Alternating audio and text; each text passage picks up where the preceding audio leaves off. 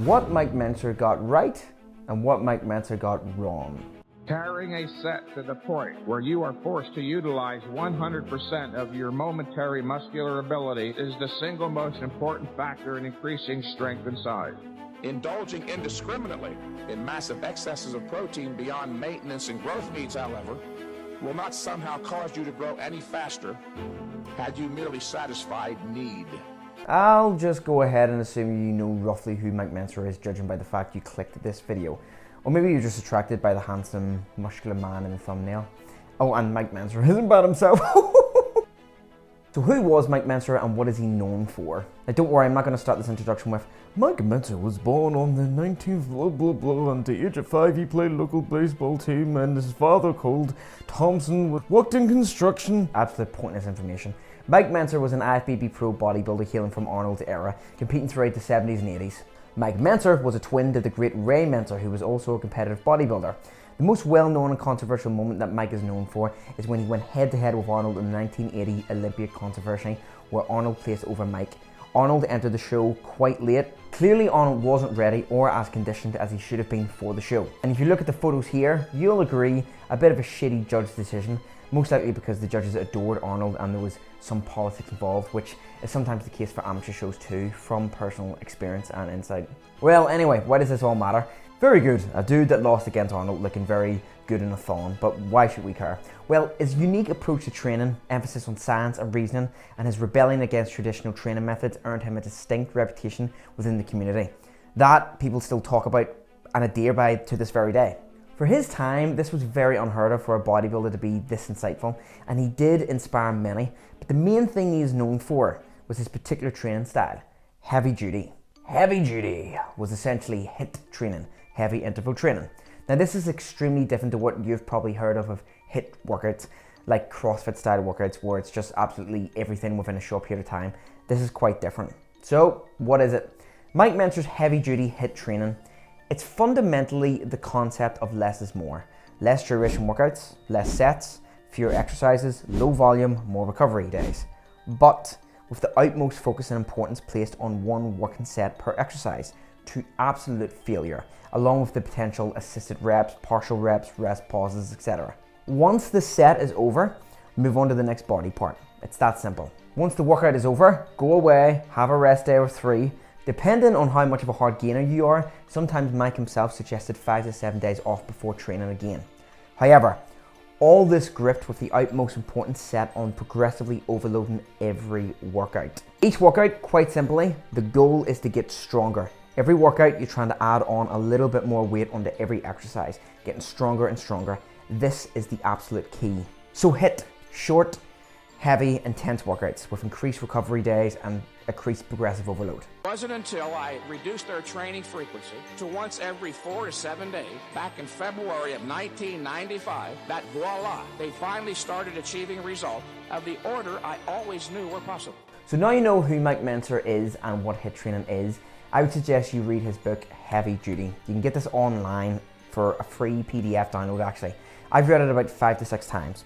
It's really good stuff. He was certainly ahead of his time and you'll learn an absolute bunch. Now, the important question, was he right? Or a more sensible curiosity would be, what did he get right and what did he get wrong? Because it's always important to listen to people, even if you fundamentally disagree with them, because you might learn something from them, and that something could be important. So, what did he get right? So Mike put an emphasis and focus on heavy training, the idealism of attempting to progressively get stronger each workout.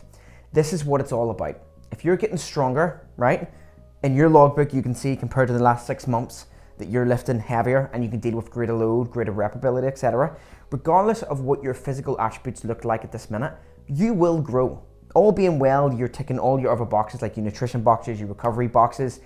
This is fundamental to training.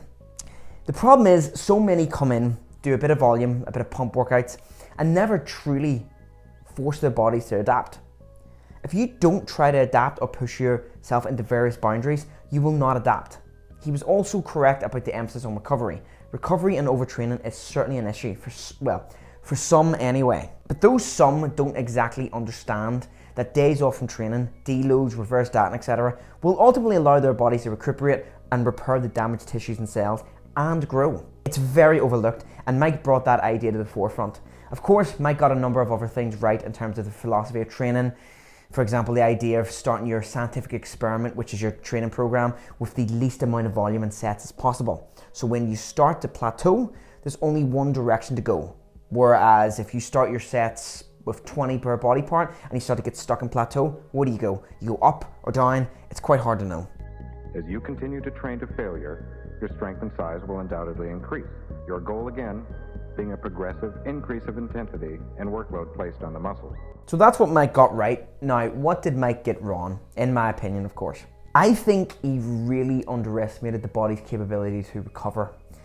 Still speaking about bodybuilding here, of course, it's the idea to take so many days off, especially if you're doing his program when you're very underdeveloped, is just not a great approach in my eyes. You can grow and stimulate your muscles practically over very little. Few reps shy of failure, one set or so will do the job, and you'll be recovered within a day or so, ready to hit it again. So your frequency will be much higher. However, Mike's belief was to take several days off, which is really delaying the body's capability to build muscle. The program also underplays the benefits of volume. Volume has its own usefulness. Even though I'm more of a low volume strength kind of guy for bodybuilding, I mix in some volume too, especially for the increased pumps, which I do feel help create roundness and size around your muscles. But you still need a fundamental dense core to you, which will be delivered through your heavy sets. Mike was also reported to be actually doing volume training most of his career, even when he was marketing HIIT training, so do take this with a pinch of salt, obviously. This kind of program for people more developed can be practical. If you take the approach of one working set per exercise, maybe a drop back, it's the approach I take personally. But everyone does have various needs, and some may require additional demands to grow, because when you get more developed, it becomes more difficult to put on tissue, so it does require additional workloads essentially. But this also isn't to say that new people as well starting won't have effect on this program. This program is very effective. I do suggest people to start to just focus on one working set.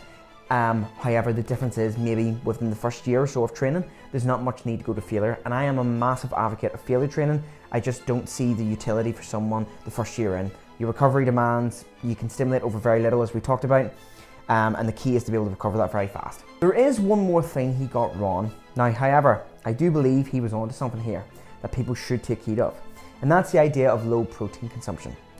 Basically, Mike believed nutrition was basically simple and felt it was all about giving the body energy, which is actually somewhat correct. He also recommended micro ratios such as 60% carbohydrates, 25% proteins, and 15% fats. However, it was this rather shocking claim he made that, while it may be wrong, is actually pretty important to listen to. He said 1 gram of protein contains 4 calories. So, to grow 10 pounds of muscle a year, we need to consume 1 gram of protein beyond maintenance. We need a protein every day to grow 10 pounds of muscle in a year. Now, there are a few issues with this. For example, one's ability to absorb all the protein you digest, how you metabolize through it, etc. But nevertheless, Mentzer brought attention to the idea of overconsumption of protein. I do firmly believe lower amounts of protein are just as sufficient, and you will satisfy your requirements. If you overconsume, it does nothing more for you. The only thing it does is puts more stress on your kidneys, and this is something that's not talked about enough. I know personal friends that had to suddenly halve their protein intake due to kidney damage, as suggested by their doctor. Mike, rest his soul, certainly was an inspirational figure, and what he provided to the bodybuilding world was extremely valuable. Just because he may have been wrong about some things doesn't discredit everything. And at a time when the majority of information was through books, magazines, and journals, who can blame him? And like I said, the stuff he was wrong about wasn't even really that he was incorrect. It's just that they've been researched more at this day and age. You can definitely learn something from Mentzer in terms of training and nutrition. And if you've never tried a progressive overload plan using sets sparingly with overall focus on your main working sets, I would strongly suggest implementing this, because I do firmly believe this is the way forward. Anyway, that's all for today. If you agreed or disagreed with any of my points, please feel free to comment. I would love to read them and reply. And remember to subscribe and like if you enjoyed the video. But until next time, adios! Is it adios or bye? Can never remember. Adios.